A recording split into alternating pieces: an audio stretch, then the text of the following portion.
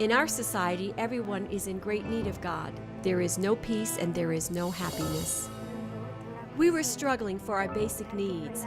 I dreamed of having nice clothes. I was totally blown away by meeting Jyoti and Rita together. Jyoti, there is a certain elegance about her and the way she carries herself. I wasn't totally shocked to find out she came from an upper caste. My family came from the Brahmin high caste. 4 generations ago, my family became Christian. My parents taught us that we should not accept the caste system. Rita, she is this, you see her, she is gorgeous, this beautiful, petite woman dressed so perfectly in elegant ways that I can't dress at home. I came from a very poor family. My father died when I was 12.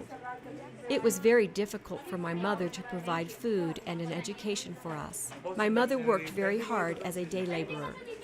When I was a small girl, I had a passion to study. I asked my mother to send me to school.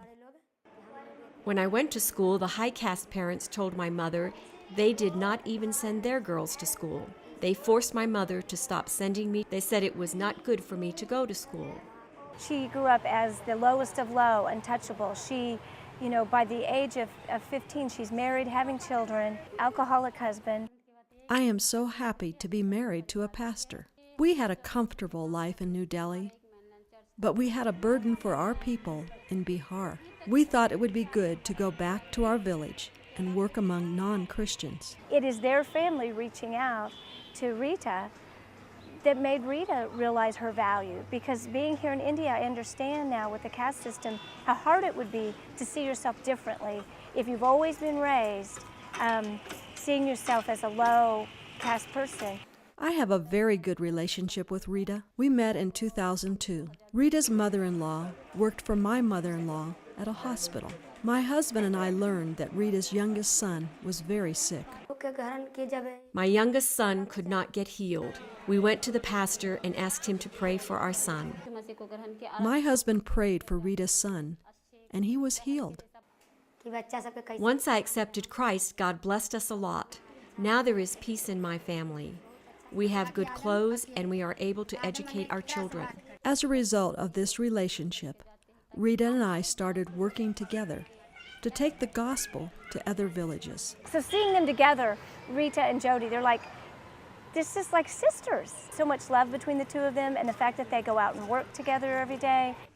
In the morning, I do my chores of cooking and cleaning. Then I go with my pastor's wife, Sister Jyoti, to the village.